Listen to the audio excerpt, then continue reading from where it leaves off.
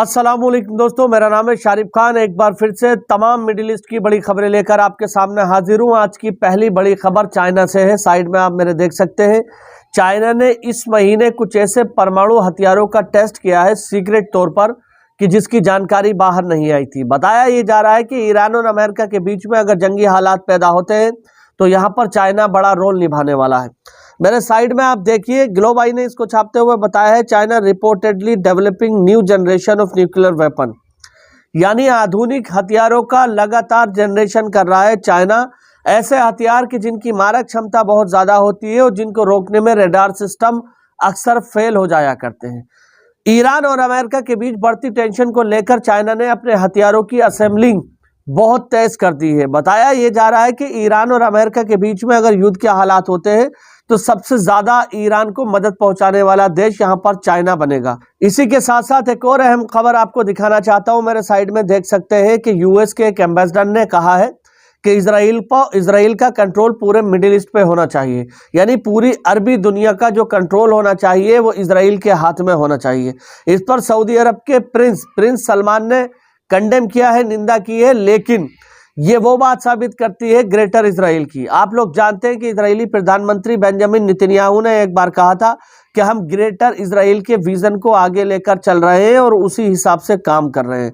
यहाँ पर यूएस के जो एम्बेसडर हैं उन्होंने जो बयान दिया है उसमें साफ तौर पर ग्रेटर इजराइल का हवाला देते हुए यहाँ पर सारी चीजें कही जा रही हैं। तो सऊदी अरब के प्रिंस सलमान ने केवल भाषण के तौर पर इसका कंडेम कर दिया है, बाकी अधिकतर जो अरबी मुमालिक हैं उन्होंने तो कंडेम भी नहीं किया है।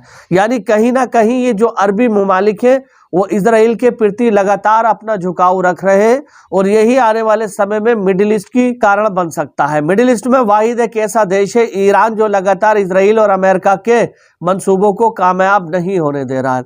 अब इसी के साथ साथ मैं आपको एक और ताजा रिपोर्ट दिखाने वाला हूं दोस्तों। इसको देखिए कि आज क्या हालात हो चुके हैं ईरान, इजराइल, अमेरिका और इसी के साथ साथ लेबनान के अंदर भी क्या घटनाएं घटित हुई हैं, इस वीडियो के अंदर आप देखिए। एक बहुत बड़ी अपडेट ईरान से आई है और इसको समझना बहुत जरूरी है कि खामनेई साहब की हत्या के लिए अमेरिका और इजराइल किस लेवल तक जा रहे हैं। ईरान में एक ऑर्गेनाइजेशन है जो खामनेई की मुखालिफत करता है, उनके खिलाफ है, वो है मुजाहिदीन ए खल्क। अब ये जो ऑर्गेनाइजेशन है कहा जाता है वामपंथियों का है, लेकिन बेसिकली ये ऑर्गेनाइजेशन पूरी तरह से सपोर्ट पाता है मोसाद का।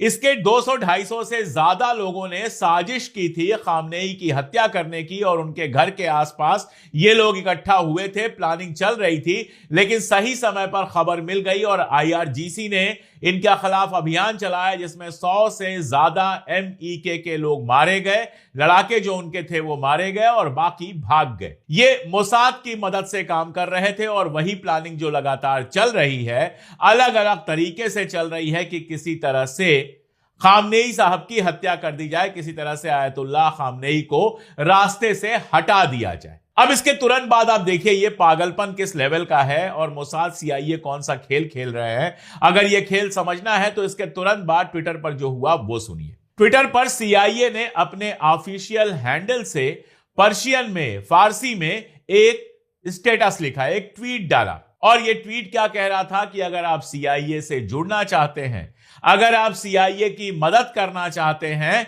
तो हम आपको उसका रास्ता बता रहे हैं कि आप सीआईए से कैसे जुड़ सकते हो। अब आप ये बताइए, पर्शियन में जो लिखा गया था, फारसी में जो ये लिखा गया था ट्वीट, ये किसके लिए था? जाहिर तौर पर यह ट्वीट उन ईरानियों के लिए था जो सीआईए का एजेंट बनना चाहते हैं, या ऐसे कहिए कि अब सीआईए ट्विटर से एजेंट भर्ती करने का काम करने की कोशिश कर रहा है। ये सब कब होता है? ये सब तब होता है जब पागलपन हद से ज्यादा बढ़ जाता है। जब ट्रंप जैसे पागल आदमी को आप अपना प्रेसिडेंट बना देते हो, आप अपने किस्मत का फैसला करने का हक दे देते हो, तो ऐसी हरकतें होती हैं जो शर्मनाक कहने में भी शर्म आती है। ऐसा कभी दुनिया में नहीं हुआ होगा कि किसी देश की स्पाई एजेंसी ने ट्वीट करके कहा होगा कि आओ हमें ज्वाइन करो। वैसे भी कौन सा बेवकूफ होगा जो वहां पर जाकर कमेंट करेगा और ईरान की सरकार की नजर में आएगा। लेकिन यह सारा तमाशा किया जा रहा है, किसी तरह से कोई बहाना मिल जाए कि ईरान के अंदर कुछ बवाल पैदा कर दिया जाए, खास तौर पर आयतुल्लाह खामनेई और कुछ और लीडर्स को अगर किसी तरह से मरवाया जा सके तो सबसे ज्यादा कोशिश इसी बात की है। आपको याद है ट्रंप ने कहा था कि मेरे पास लोकेशन है कि आयतुल्लाह खामनेई कहां है, और आयतुल्लाह खामनेई आपको आराम से कुरान सुनते हुए या कुछ और करते हुए या लोगों से बात करते हुए पब्लिक में मिल जाते हैं। यह इस बात की घोषणा है कि तुम मेरी लोकेशन क्या बताओगे, मैं खुला यहां खड़ा हूं, हिम्मत है तो मार दो। और यह सब तब हो रहा है जब डिप्लोमेसी का नाटक भी चल रहा है, बातचीत भी हो रही है, लगातार प्रेशर बनाए जाने की कोशिश हो रही है और लगातार झूठ बोला जा रहा है। जैसे ट्रंप का आप देखिए, अमेरिकी संसद में उसका भाषण था जिसको state of the union speech कहा जाता है। सालाना ये जब संसद की शुरुआत होती है, सीनेट की शुरुआत होती है, तो ये भाषण होता है। इसमें ऐसी ऐसी बेवकूफाना बातें ट्रंप ने की हैं। अरे भाई, जंग करना है तो करो, इतना सारा तमाशा करने की क्या जरूरत है, इतना झूठ बोलने की क्या जरूरत है। किसी भगवान खुदा, किसी में तो तुम्हारा गॉड, किसी में तो तुम्हारा भरोसा होगा। इतने झूठ बोलकर कहां जाओगे। वो आदमी कह रहा है कि हमने ईरान का जो न्यूक्लियर प्रोजेक्ट था वो पूरा खत्म कर दिया था, अब ईरान दोबारा से न्यूक्लियर प्रोजेक्ट अपना बना रहा है, हम बनाने नहीं देंगे, हम ईरान को न्यूक्लियर बम बनाने नहीं देंगे। अरे, अरागची ने, जो विदेश मंत्री हैं ईरान के, बाकायदा ट्वीट किया है, बयान किया है कि हम किसी भी हाल में, ईरान किसी भी हाल में न्यूक्लियर बम नहीं बनाएगा। तो जब ईरान इस बात के लिए राजी है कि वो न्यूक्लियर बम नहीं बनाएगा, तो फिर तुम्हारा सरदर्द क्यों है। असल में क्या हुआ, मजाक बहुत उड़ गया। 6 महीने पहले तो आप कह रहे थे कि हमने पूरी तरह से तबाह कर दिया है, ईरान का जितना न्यूक्लियर रिएक्टर वगैरह है सब तबाह कर दिया है, और अब आप कह रहे हैं कि हम न्यूक्लियर रिएक्टर को तबाह कर देंगे। यानी तब झूठ बोल रहे थे या अब झूठ बोल रहे हैं। वैसे तो वो हमेशा ही झूठ बोलता रहता है। लेकिन अरागची जब साफ साफ कह चुके हैं, खामनेई कह चुके हैं, ईरान 100 बार इस बात को कह चुका है, बल्कि मुझे तो लगता है कि यही ईरान की सबसे बड़ी गलती है। अगर इतने आगे पीछे रिलीजन वगैरह के चक्कर में नहीं पड़े होते, अगर यह फतवा नहीं होता कि न्यूक्लियर बम इस्लाम के खिलाफ है और अभी तक न्यूक्लियर बम ईरान ने बना लिया होता, तो आज ना इजराइल की हिम्मत होती और ना अमेरिका की हिम्मत होती कि ईरान के साथ कोई भी बदतमीजी कर सके। आप देखिए, नॉर्थ कोरिया कोई बहुत बड़ा देश नहीं है, अमीर तो कतई नहीं है, बस एक काम उसने किया, सही टाइम पर न्यूक्लियर पावर बन गया। वो जैसे भी चोरी करके, तस्करी करके, जो भी करके, स्मगलिंग करके उसने न्यूक्लियर पावर खुद को बना लिया। और नॉर्थ कोरिया के न्यूक्लियर पावर होने का फायदा यह हुआ कि ना तो साउथ कोरिया की हिम्मत पड़ती है, ना अमेरिका की हिम्मत पड़ती है। वो जो चाहता है करता है, जो चाहता है बोलता है, अपने तरीके का स्पेशल देश चला रहा है। वो कोई जरूरी नहीं है कि मैं उससे सहमत हूं, मैं उसको तानाशाह मानता हूं, उसके पूरे खानदान को तानाशाह मानता हूं, और नॉर्थ कोरिया में जो कुछ हो रहा है उसका बहुत समर्थन नहीं करता। लेकिन तथ्य यहां पर यह है, फैक्ट यहां पर यह है कि उसने न्यूक्लियर पावर बना लिया, इसलिए वो सेफ है, अमेरिका उसके ऊपर हमला नहीं कर सकता। मैंने जो किताब लिखी है उसमें एक चैप्टर उसके दादा के ऊपर लिखा है और फिर उसके बाप के ऊपर भी लिखा है। उसी चैप्टर में उसके बाप ने एक बार जब बहुत परेशान था, मीटिंग चल रही थी, तो पूछा कि क्या हमको न्यूक्लियर बम बना लेना चाहिए। तो जो आज वहां शासक है नॉर्थ कोरिया का, उसने कहा बिल्कुल बना लेना चाहिए, अगर हम जिंदा ना रहे तो हम दुनिया को भी खत्म कर देंगे। अब ये अपने आप में बहुत अच्छी बात नहीं है, लेकिन लब्बो लुबाब ये कि नॉर्थ कोरिया सेफ इसलिए है क्योंकि उसके पास न्यूक्लियर पावर है। अगर ईरान ने भी समय रहते न्यूक्लियर पावर बना लिया होता तो आज ईरान पूरी तरह से सेफ होता। खैर, ईरान ने दूसरे हथियार डेवलप किए हैं, खासतौर पे मिसाइल। और ट्रंप का एक और झूठ सुनिए। ट्रंप कहता है कि ईरान बहुत जल्दी एक ऐसी मिसाइल बनाने वाला है जो नॉर्थ अमेरिका तक पहुंच जाए। अब दिक्कत क्या है कि इजराइल की जिद यह है कि ईरान का जो मिसाइल प्रोग्राम है उसको कैसे भी रोको। ईरान का कहना है कि एटॉमिक मामले पर तो समझौता करने को हम तैयार हैं, लेकिन मिसाइल के मामले में हम समझौता नहीं करेंगे। मिसाइल प्रोग्राम बंद करने का सीधा मतलब यह है कि अभी तो जंग रुक जाएगी, लेकिन साल भर 6 महीने बाद दोबारा हमला होगा। इजराइल जिस दिन यह समझ जाएगा कि ईरान अब जवाब देने की कंडीशन में नहीं है, वो तुरंत हमला करेगा। तो 6 महीने बाद बर्बाद होने से अच्छा है कि अभी लड़के देख लिया जाए, जब कम से कम आपके पास ताकत तो है। तो अब उस मिसाइल प्रोग्राम को डिस्टर्ब करने के लिए, उस मिसाइल प्रोग्राम पर प्रेशर बनाने के लिए ट्रंप यह कह रहा है कि ईरान ऐसी मिसाइल बनाने वाला है जो मिसाइल सीधे नॉर्थ अमेरिका तक पहुंच जाएगी, यानी ईरान से अमेरिका को खतरा है। दरअसल अमेरिका में यह सवाल उठ रहा है कि हम इजराइल के लिए अपना सब कुछ क्यों दांव पर लगा रहे हैं।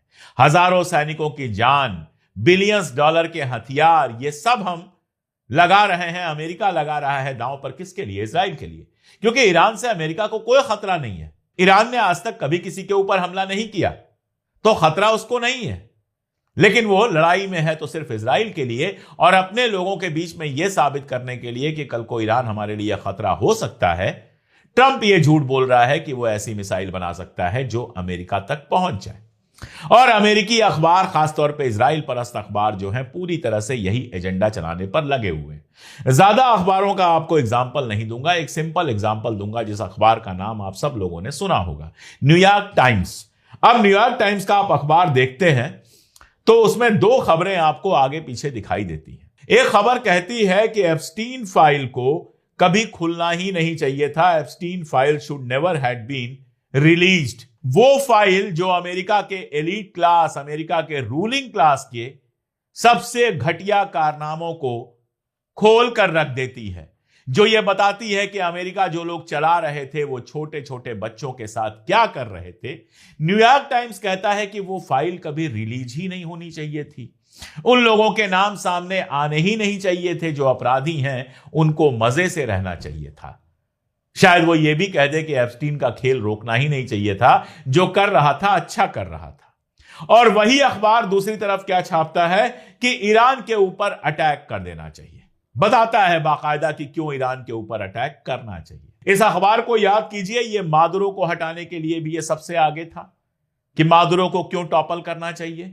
इराक हमले के समय भी यही अखबार था जो लगातार लिख रहा था कि सद्दाम हुसैन के पास वेपन ऑफ मास डिस्ट्रक्शन है, फला है, ढिमका है, रासायनिक पदार्थ है, केमिकल वेपन है और क्या क्या है। मिला कुछ नहीं, लेकिन जंग करने का बहाना मिल गया। और उस समय भी जंग की आग में ऐसे ही तेल भड़का रहा था, ऐसे ही तेल डाल रहा था न्यूयॉर्क टाइम्स। तो अमेरिका के अखबार, इजराइल के अखबार, तमाम सारे इन्फ्लुएंसर, ये सारे लोग माहौल बनाए हुए हैं कि किसी भी तरह से अमेरिका जंग में उतर जाए। रजा पहलवी जो यह ख्वाब देख रहा है कि ईरान का शाह मैं बन जाऊंगा, लंबे लंबे ट्वीट कर रहा है। यूनिवर्सिटी के स्टूडेंट्स को कह रहा है कि तुम लोग विद्रोह कर दो, तुम लोग बवाल कर दो, तुम लोग इंकलाब कर दो। वो भूल जा रहा है कि उसके बाप के दौर में यूनिवर्सिटीज के स्टूडेंट्स को ऐसा मारा गया था कि आज तक वहां पर यूनिवर्सिटी डे मनाया जाता है उसी शहादत को याद करने के लिए। वो रजा पहलवी यूनिवर्सिटी के स्टूडेंट्स को खामनेई की सरकार जो है उसके खिलाफ आने के लिए कह रहा है। ख्वाब बस इतना है। आदेश किसका है? ऑर्डर है मोसाद का, CIA का, जिससे पैसे लेके जीता है उसका ऑर्डर तो मानेगा ही। और ख्वाब यह है कि गद्दी पर बैठने को मिल जाए, भले उस गद्दी की कीमत लाखों ईरानियों की जान हो, भले उसके बाद ईरान का सब कुछ अमेरिका और इजराइल के हाथ में चला जाए, लेकिन उस आदमी को गद्दी पर बैठने को मिल जाए। इसके लिए वो ईरान को जंग में झोंकने पर आमादा है। ईरान के अंदर सिविल वार चाहता है वो, ताकि सिविल वार शुरू हो और उसके बाद अमेरिका हमला करे तो ईरान उसका मुकाबला ना कर पाए। और भी बहुत सारी कोशिशें जारी हैं। ईरान की स्टेट मीडिया ने कल एक वीडियो जारी किया। यह वीडियो बताता है कि एक डच डिप्लोमेट, यानी कि नीदरलैंड का एक डिप्लोमेट, अपना ब्रीफकेस लेके आया, बैग लेके आया ईरान में। उसने कहा कि मैं इसको स्कैन नहीं कराऊंगा। आप जानते हैं एयरपोर्ट पर ब्रीफकेस आपको स्कैन कराना होता है। जब उसने कहा स्कैन नहीं कराऊंगा तो ईरान के अधिकारी माने नहीं, वो अपना बैग छोड़ के ही निकल लिया। बाद में जब बैग को स्कैन किया गया तो पता यह चला कि उसमें स्टारलिंक के ऑपरेटर्स हैं, वही मस्क वाला स्टारलिंक जो जब वहां पे बलवा हुआ था ईरान में अभी हाल में, तो जिसका इस्तेमाल करने की कोशिश की गई थी इंटरनेट कनेक्शन बहाल रखने के लिए, वो लेके आया हुआ था। जाहिर है वो जासूसी कर रहा था, जाहिर है वो CIA और मोसाद की मदद करना चाहता था। अब वो पकड़ा गया है। ईरान को शायद चेक करना चाहिए और भी यूरोपियन डिप्लोमेट्स को कि कितने यूरोपीय डिप्लोमेट हैं जो मोसाद और CIA का काम ईरान के अंदर कर रहे हैं। यानी जंग तो जब होगी तब होगी कैसी होगी देखा जाएगा, लेकिन अंदर से ईरान को कमजोर करने के लिए ये सारे के सारे एक साथ हो गए हैं, ये बहुत साफ दिख रहा है। लेकिन उन सबके बावजूद ईरान ने अपनी मजबूती बनाए हुई है। लगातार वो अपने बयान पर कायम है कि एटॉमिक वाले मामले पे तो हम हर लेवल पे बात करने को तैयार हैं, लेकिन बाकी मामलों पर बात नहीं करेंगे। नए हथियार जो पुराने समझौते हुए थे उनसे खरीदे जा रहे हैं। कल मैंने आपको बताया था कि चाइना और रशिया से बेहद जरूरी और मजबूत हथियार आए हैं। आज यह खबर आई है कि चाइना से मिसाइल खरीदने वाला है ईरान। ये एंटी शिप क्रूज मिसाइलें हैं, यानी ऐसी क्रूज मिसाइलें हैं जिनसे अमेरिका की शिप्स को उड़ाया जा सकता है। इस पे समझौता बहुत करीब हो गया है। इसके लिए कमिटमेंट बहुत पहले था और माना जा रहा है, ईरान ने कहा भी है कि ये वक्त है जिस समय हमको हथियारों की जरूरत है, तो हमारे दोस्तों ने जो हमसे वादा किया था वो अब पूरा करेंगे। तो हो सकता है ये जंग जब शुरू हो उसके पहले ही ईरान के पास ये भी मिसाइल आ जाए जो अमेरिका के जहाजों को पानी में डुबो सकेगी। अब जंग होगी कि नहीं होगी ये एक सवाल है, और दूसरा सवाल यह है कि क्या जंग की डेट बहुत करीब आ चुकी है। देखिए, बार बार कहा जा रहा था आज और कल के लिए, लेकिन आज और कल इसलिए अटैक नहीं हो सकता क्योंकि नरेंद्र मोदी इजराइल में हैं, और नरेंद्र मोदी जब इजराइल में हैं उस समय कम से कम इजराइल या अमेरिका कोई अटैक नहीं करेंगे, मिडिल ईस्ट में ऐसा माहौल नहीं करेंगे जिससे नरेंद्र मोदी के लिए दिक्कत पैदा हो। नरेंद्र मोदी बहुत ज्यादा मदद कर रहे हैं इजराइल और अमेरिका की, तो यह उम्मीद करना कि आज और कल कोई लड़ाई होगी ये सही नहीं होगा। कब हो सकती है? कल बात होनी है जिनेवा में अमेरिका और ईरान की, और कल ईरान के सारे प्रस्तावों को ठुकराकर अमेरिका कह सकता है कि ईरान का डिप्लोमेसी में कोई इंटरेस्ट नहीं है, और उसके बाद जंग कभी भी शुरू हो सकती है। तो शुक्रवार यानी जुमे के रोज हो सकती है जंग, शनिवार रविवार में जंग हो सकती है, किसी भी दिन शुरू हो सकती है अगर कल अमेरिका ये रास्ता अपनाता है। तो दोस्तों, ये रिपोर्ट देखकर आपको अंदाजा हो गया होगा कि इस समय मौजूदा हालात वहां पर क्या बने हुए हैं। आपको बता दूं कि इजराइल चाहता है कि अधिकतर हिस्से पर उसका कंट्रोल रहे। बार बार ये तमाम पुराने जो ग्रंथ है उनके अंदर भी एक प्रेडिक्शन यानी भविष्यवाणी लिखी हुई है, और आज के माहौल को देखते हुए भी ऐसा लगता है कि ग्रेटर इजराइल की जो बात होती है कहीं ना कहीं बेंजामिन नेतन्याहू उस चीज को आगे लेकर चल रहा है। और इसी के साथ साथ आपको बता दूं कि जो युद्ध के जानकार हैं वो बता रहे हैं कि इजराइल, अमेरिका और ईरान के बीच में अगर जंग छिड़ती है तो केवल साथ रशिया और चाइना जैसे देश ही ईरान का देंगे। अरबी दुनिया का कोई भी ममालिक ईरान का साथ देने के लिए नहीं आएगा। तुर्की ने बफर जोन बनाने का प्लान पहले से बना लिया है। तुर्की ये समझता है कि अगर ईरान और अमेरिका के बीच जंग शुरू होती है तो ईरान पूरी तरह से पस्त हो जाएगा और ईरान के लोग तुर्की के अंदर दाखिल होंगे। तो तुर्की ने क्या किया है कि बफर जोन बनाने की तैयारी शुरू कर दी है ताकि ईरान से आने वाले शरणार्थियों को रोका जा सके। जबकि तुर्की को इस जंग को रोकने के लिए एक अहम रोल निभाना चाहिए था। तुर्की आगे आकर यह कहता कि अगर अमेरिका ईरान पर हमला करेगा तो यह अंतर्राष्ट्रीय कानूनों का उल्लंघन है और ऐसा हम नहीं होने देंगे। तमाम तरह की चीजों को बातचीत के माध्यम से हल कराने की कोशिश करता, लेकिन तुर्की पहले ही ये मान चुका है कि ईरान पर हमला होगा और ईरान पस्त हो जाएगा। यही वजह है कि बफर जोन बना रहा है और बड़े पैमाने पर अपनी मिलिट्री को काम पर लगा रहा है। दोस्तों, आज की वीडियो में बस इतना ही। अगर आप हमारे चैनल पर पहली बार आए हैं तो चैनल को सब्सक्राइब करके बेल आइकन पर ऑल का बटन जरूर सेलेक्ट करें।